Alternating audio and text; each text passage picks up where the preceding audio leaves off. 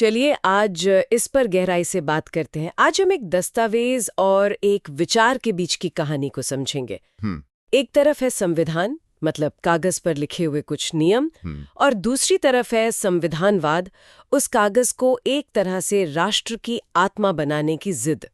हमारे पास जो स्रोत हैं वे राजनीति विज्ञान के इन्हीं दो बुनियादी लेकिन बहुत गहरे विचारों पर केंद्रित हैं, कॉन्स्टिट्यूशन और कॉन्स्टिट्यूशनलिज्म। जी। पहली नजर में तो लगता है कि अगर किसी देश के पास संविधान है तो वहाँ कॉन्स्टिट्यूशनलिज्म तो होगा ही। हाँ, ये एक बहुत आम धारणा है। लेकिन असल कहानी इस लगता है और होने के बीच के फासले में ही छिपी है। बिल्कुल, ये कहानी है कि कैसे नियम सिर्फ नियम नहीं रहते बल्कि एक संस्कृति बन जाते हैं। कई देशों के पास बहुत मोटे मोटे संविधान हैं। हाँ, पन्नों पर सब कुछ शानदार लिखा होता है। एग्जैक्टली। लेकिन जमीन पर सरकारें अपनी मनमानी करती हैं, और ये इस बात का सबसे बड़ा सबूत है कि संविधान का होना मतलब संविधानवाद की गारंटी नहीं है। तो आज का हमारा मिशन यही है, इन दोनों के बीच के फर्क को परत दर परत खोलना, ये समझना कि एक दस्तावेज को एक जीवित दस्तावेज क्या बनाता है, और ये पता लगाना कि संविधानवाद असल में सरकार की लगाम कैसे कसता है। चलिए शुरू करते हैं। तो सबसे पहले संविधान को अक्सर एक रूल बुक कहा जाता है जो बताता है कि देश कैसे चलेगा। ये बात तो समझ आती है। लेकिन कई देशों में तो रूल बुक होती है पर उसे मानता कोई नहीं। तानाशाह भी तो एक संविधान बनाकर रख देते हैं जो उनकी हर बात को सही ठहराता है। सही बात है। तो असली फर्क कहाँ आता है? क्या यही संविधानवाद है? आपने बिल्कुल सही नब्ज पकड़ी है। संविधान अपने सबसे बुनियादी रूप में सच में एक रूल बुक ही है। ये देश का फंडामेंटल लॉ है। ठीक है। ये सरकार का ढांचा तय करता है, कौन कानून बनाएगा मतलब विधायिका, कौन उसे लागू करेगा मतलब कार्यपालिका, और कौन उसकी व्याख्या करेगा, न्यायपालिका। हाँ, ये सरकार और नागरिकों के बीच का रिश्ता भी तय करता है। लेकिन जैसा आपने कहा, कोई भी रूल बुक बना सकता है। संविधानवाद उस रूल बुक के पीछे की वो आत्मा या भावना है। ये इस विचार पर आधारित है कि सरकार सर्वशक्तिमान नहीं है। अच्छा। उसकी शक्तियां सीमित हैं और ये सीमाएं संविधान तय करता है। तो अगर किसी तानाशाह का संविधान कहता है कि तानाशाह जो चाहे कर सकता है, तो वहां संविधान तो है, पर संविधानवाद बिल्कुल नहीं है। संविधानवाद का असली मतलब है लिमिटेड गवर्नमेंट। अच्छा, तो इसका मतलब संविधानवाद एक तरह की संस्कृति है, एक प्रैक्टिस है, सिर्फ एक दस्तावेज नहीं। बिल्कुल। स्रोत में एक बहुत अच्छा उदाहरण दिया गया है। मान लीजिए संविधान कहता है कि देश सेक्युलर है, लेकिन सरकार की नीतियां और फैसले लगातार किसी एक धर्म की तरफदारी करते हैं। जी। तो यहाँ संविधान के शब्द तो मौजूद हैं, लेकिन संविधानवाद की आत्मा गायब है। एकदम सही। संविधानवाद यह सुनिश्चित करता है कि जो कागज पर लिखा है वो सत्ता के गलियारों में और सड़कों पर भी दिखे। ये एक तरह से चेक्स एंड बैलेंसेस का सिस्टम है जो सरकार को अपनी सीमाओं में रखता है। यह एक दिलचस्प बात है। तो संविधान सिर्फ सरकार को शक्तियां नहीं देता बल्कि उन पर अंकुश भी लगाता है। ये तो एक दोधारी तलवार जैसा हुआ। बिल्कुल। और स्रोत इसे बहुत अच्छे से दो पहलुओं में बांटता है, एक नकारात्मक मतलब नेगेटिव और एक सकारात्मक यानी पॉजिटिव। अच्छा। नकारात्मक पहलू वो हैं जहां संविधान सरकार से कहता है कि तुम क्या नहीं कर सकते। हाँ, जैसे हमारे मौलिक अधिकार मतलब फंडामेंटल राइट्स, जी। उनमें नहीं शब्द का काफी इस्तेमाल हुआ है। जैसे सरकार धर्म, जाति या लिंग के आधार पर भेदभाव नहीं करेगी। सही। या किसी की अभिव्यक्ति की आजादी को मनमाने ढंग से नहीं छीनेगी। ये सरकार की शक्ति पर एक सीधी रोक है। और आप ही बताइए, इसका सकारात्मक पहलू क्या होगा? मेरे ख्याल से सकारात्मक पहलू वो होगा जहां संविधान सरकार को एक दिशा देता है। ये बताता है कि उसे क्या करना चाहिए। जैसे हमारे राज्य के नीति निदेशक सिद्धांत DPSP, वो सरकार को एक लक्ष्य देते हैं कि आपको एक कल्याणकारी राज्य मतलब वेलफेयर स्टेट बनाना है, संसाधनों का समान वितरण सुनिश्चित करना है और पर्यावरण की रक्षा करनी है। हाँ, तो ये सरकार को काम करने का एक उद्देश्य और शक्ति देता है। आपने इसे पूरी तरह से पकड़ लिया है। तो एक अच्छा संविधान शक्ति देने और शक्ति छीनने के बीच एक संतुलन बनाता है। ये सरकार को जनता के लिए काम करने की ताकत भी देता है और साथ ही ये भी सुनिश्चित करता है कि वही ताकत जनता के खिलाफ इस्तेमाल ना हो। ठीक है, तो हमने ये समझ लिया कि संविधान क्या करता है, लेकिन क्या दुनिया के सारे संविधान एक ही तरह से बनते या काम करते हैं? मुझे लगता है कि उन्हें बनाने और बदलने के तरीकों में भी फर्क होता होगा। जरूर होता है। मोटे तौर पर हम इन्हें कई आधारों पर बांट सकते हैं। सबसे पहला और आम वर्गीकरण है लिखित बनाम अलिखित। Written versus unwritten. लिखित तो समझ आता है, जैसे भारत या अमेरिका का संविधान, एक ही दस्तावेज में सब कुछ साफ साफ लिखा है। जी। पर ये अलिखित संविधान वाली बात हमेशा थोड़ी उलझन भरी लगती है। इसका मतलब ये तो नहीं कि कुछ भी लिखा हुआ नहीं है? नहीं नहीं, ये एक आम गलतफहमी है। अलिखित का मतलब ये बिल्कुल नहीं है कि कुछ लिखा नहीं गया।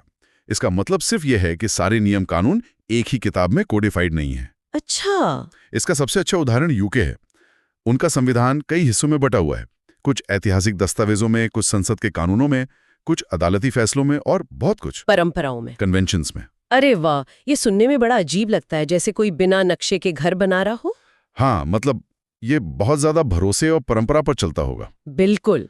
ये सदियों की परंपराओं और एक अलिखित समझ पर टिका है। अब आते हैं दूसरे वर्गीकरण पर।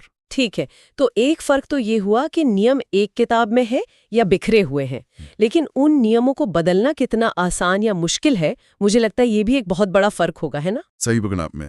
यहीं पर कठोर मतलब रिजिड और लचीले यानी फ्लेक्सिबल संविधान का अंतर आता है। रिजिड मतलब जिसमें बदलाव करना मुश्किल हो? बहुत मुश्किल। इसके लिए एक विशेष और जटिल प्रक्रिया की जरूरत होती है, जैसे यूएसए में, जहां संशोधन के लिए 2/3 कांग्रेस और 3/4 राज्यों की सहमति चाहिए, जो लगभग नामुमकिन होता होगा। हाँ, काफी मुश्किल होता है। और लचीला संविधान, उसमें बदलाव करना उतना ही आसान होता है जितना कोई सामान्य कानून बनाना। यूके इसका क्लासिक उदाहरण है। वहां संसद साधारण बहुमत से ही संवैधानिक कानून बदल सकती है। जी। पर क्या ज्यादा लचीलापन खतरनाक नहीं हो सकता? अगर कोई सरकार प्रचंड बहुमत में आए और संविधान को अपनी मर्जी से आसानी से बदलने लगे तो क्या ये संविधानवाद के विचार के खिलाफ नहीं जाएगा? ये बहुत ही महत्वपूर्ण सवाल है और हम इस पर वापस आएंगे जब हम संवैधानिक नैतिकता की बात करेंगे। ठीक है। लेकिन पहले भारत के संविधान को देखते हैं। हाँ। हमारे संविधान निर्माता इस दुविधा को समझते थे, इसलिए उन्होंने बीच का रास्ता अपनाया। मतलब हमारा संविधान इन दोनों का मिश्रण है। हाँ, भारत का संविधान कठोरता और लचीलेपन का एक अनूठा मिश्रण है। कुछ प्रावधानों को संसद साधारण बहुमत से बदल सकती है, कुछ के लिए विशेष बहुमत मतलब 2/3 मेजॉरिटी चाहिए, और कुछ के लिए राज्यों की सहमति भी। हाँ, जो सबसे बुनियादी संघीय ढांचे से जुड़े प्रावधान हैं, उनके लिए विशेष बहुमत के साथ साथ आधे राज्यों की सहमति भी जरूरी है। इसीलिए इसे एक जीवित दस्तावेज, अ लिविंग डॉक्यूमेंट कहा जाता है। क्योंकि ये समय के साथ बदल सकता है, पर अपनी आत्मा को खोए बिना। बिल्कुल। अच्छा, शक्तियों के बंटवारे को लेकर भी तो संविधानों में फर्क होता होगा। क्या सारी शक्ति केंद्र के पास होती है या राज्यों को भी कुछ स्वायत्तता मिलती है? जरूर। यहीं पर यूनिटरी और फेडरल सिस्टम का फर्क आता है। यूनिटरी मतलब सब कुछ एक जगह से कंट्रोल होता है। हाँ, यूनिटरी सिस्टम में, जैसे कि यूके या फ्रांस में, ज्यादातर महत्वपूर्ण शक्तियां केंद्र सरकार के पास होती हैं। राज्य सरकारें होती भी हैं तो वे केंद्र के अधीन काम करती हैं। और फेडरल सिस्टम में, जैसा अमेरिका में है, शक्ति केंद्र और राज्यों के बीच स्पष्ट रूप से बटी होती है। दोनों अपने अपने क्षेत्र में स्वतंत्र होते हैं। तो भारत कहाँ फिट होता है? भारत को अक्सर अर्धसंघीय मतलब क्वाजी फेडरल कहा जाता है। हाँ, हमारे संविधान निर्माता एक मजबूत केंद्र चाहते थे, इसलिए हमारे यहाँ शक्तियों का बंटवारा तो है, लेकिन झुकाव केंद्र की तरफ ज्यादा है। अच्छा। कई महत्वपूर्ण विषय केंद्र की सूची में हैं और आपातकाल जैसी स्थितियों में तो हमारा सिस्टम लगभग यूनिटरी हो जाता है। सारी शक्ति केंद्र के हाथ में आ जाती है। और इसका असर हमें असल में कहाँ देखने को मिलता है? क्या ये जीएसटी मुआवजे को लेकर केंद्र और राज्यों के बीच होने वाले विवादों में, या कभी-कभी केंद्रीय एजेंसियों के राज्यों में इस्तेमाल को लेकर उठने वाले सवालों में झलकता है? आपने बिल्कुल सही उदाहरण दिए।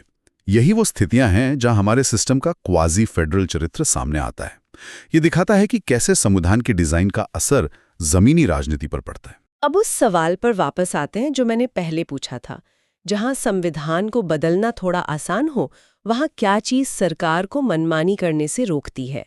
यहीं पर शायद संवैधानिक नैतिकता मतलब कॉन्स्टिट्यूशनल मोरालिटी का विचार आता है। ये क्या है? ये संविधानवाद से भी कदम आगे की और ज्यादा गहरी बात है। संवैधानिक नैतिकता का मतलब है कि सिर्फ संविधान के लिखे हुए शब्दों का पालन करना काफी नहीं है। तो फिर क्या? बल्कि उसकी मूल भावना का सम्मान करना भी जरूरी है। ये एक तरह का, क्या कहते हैं, सेल्फ रिस्ट्रेंट है। यानी कानून की किताब में लूपहोल्स ढूंढकर उनका फायदा उठाने की कोशिश ना करना। बिल्कुल। स्रोत में एक अच्छा उदाहरण है। मान लीजिए किसी नियम में लिखा हो कि कोई काम जितनी जल्दी हो सके, as soon as possible, किया जाए, पर कोई समय सीमा ना दी हो। ठीक है। अब एक सरकार चाहे तो उस काम को सालों तक टाल सकती है। तकनीकी रूप से उसने कानून नहीं तोड़ा क्योंकि कोई डेडलाइन थी नहीं, लेकिन उसने संविधान की भावना का उल्लंघन किया है। एग्जैक्टली। संवैधानिक नैतिकता यही कहती है कि आपको ऐसा करने से बचना चाहिए। और ये बात भारत जैसे देश के लिए और भी जरूरी हो जाती है, जिसका संविधान कठोर और लचीलेपन का मिश्रण है। जहां कानून बदलना संभव है, वहां सरकार की नीयत मतलब संवैधानिक नैतिकता ही सबसे बड़ा सुरक्षा कवच बन जाती है। एकदम सही। यूके जैसे देश में जहां संविधान अलिखित है, वहां तो ये नैतिकता ही सब कुछ है। और ये सिर्फ सरकार पर ही नहीं, बल्कि विपक्ष, न्यायपालिका और यहां तक कि नागरिकों पर भी लागू होती है। यह एक साझा जिम्मेदारी है कि संविधान की आत्मा को जिंदा रखा जाए। तो अगर हम इन सब बातों को एक साथ रखें, तो एक देश जो सच में संविधानवाद का पालन कर रहा है, उसकी तस्वीर कैसी दिखेगी? उसके मुख्य तत्व क्या होंगे? स्रोत में विद्वान लुईस हेनकिन के अनुसार कुछ बहुत जरूरी तत्व बताए गए हैं। सबसे पहला और सबसे जरूरी है कानून का शासन, रूल ऑफ लॉ। इसका मतलब? इसका सीधा सा मतलब है कि कोई भी व्यक्ति, चाहे वो प्रधानमंत्री हो या एक आम नागरिक, कानून से ऊपर नहीं है। कानून सबके लिए बराबर है। और इसके अलावा? दूसरा, एक स्वतंत्र और निष्पक्ष न्यायपालिका, इंडिपेंडेंट जुडिशरी, एक ऐसी अदालत जो बिना किसी डर या दबाव के सरकार के कदमों को भी संविधान की कसौटी पर कस सके। हाँ, अगर न्यायपालिका स्वतंत्र नहीं है, तो संविधान की रक्षा कौन करेगा? सही बात है। तीसरा तत्व शक्तियों के पृथक्करण, मतलब सेपरेशन ऑफ पावर्स का होगा। विधायिका, कार्यपालिका और न्यायपालिका के बीच शक्तियों का स्पष्ट बंटवारा, ताकि कोई एक अंग बहुत ज्यादा शक्तिशाली ना हो जाए। जी। और इसमें एक चौथा तत्व है जो अक्सर नजरअंदाज कर दिया जाता है, लेकिन लोकतंत्र के लिए शायद सबसे महत्वपूर्ण है। वो क्या है? वो है सेना पर नागरिक सरकार का नियंत्रण, civilian control of the military. ये बहुत जरूरी बात है। जिन देशों में ये नियंत्रण कमजोर होता है, वहां हमेशा सैन्य तख्तापलट, मिलिट्री कू का खतरा बना रहता है। बिल्कुल। हमने अपने पड़ोस में पाकिस्तान या म्यांमार में इसका दुखद नतीजा कई बार देखा है। बिल्कुल। भारत के लोकतंत्र की एक बहुत बड़ी सफलता ये रही है कि यहाँ स्थापना के दिन से ही सेना हमेशा लोकतांत्रिक रूप से चुनी हुई सरकार के नियंत्रण में रही है। ये हमारे संविधानवाद की एक मजबूत नींव है। तो इसका कुल मतलब क्या हुआ? एक संविधान महज एक दस्तावेज हो सकता है, नियमों की एक किताब, लेकिन संविधानवाद उस दस्तावेज को जीवन देने वाली एक संस्कृति है, एक अभ्यास है। और ये सुनिश्चित करता है कि सरकार सीमित रहे, जवाबदेह रहे और मनमानी न करे। बिल्कुल। आप इसे ऐसे समझ सकते हैं, संविधान अगर हार्डवेयर है तो संविधानवाद उसका ऑपरेटिंग सिस्टम है। वाह, क्या बात है। हार्डवेयर के बिना सिस्टम चल नहीं सकता और सिस्टम के बिना हार्डवेयर सिर्फ एक डिब्बा है। और ये चर्चा एक बहुत महत्वपूर्ण सवाल भी उठाती है, जिस पर हमारे श्रोता सोच सकते हैं।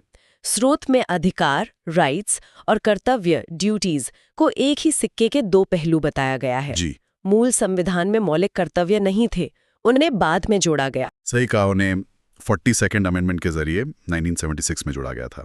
तो सोचने वाली बात यह, एक स्वस्थ लोकतंत्र में अधिकारों और कर्तव्यों के बीच क्या संतुलन होना चाहिए? क्या होता है जब समाज या सरकार अधिकारों पर कर्तव्यों को ज्यादा महत्व देने लगे, या फिर कर्तव्यों की पूरी तरह से अनदेखी करके सिर्फ अधिकारों की बात करें? यह संतुलन का बदलना किसी देश के संविधानवाद की सेहत के बारे में क्या संकेत देता है?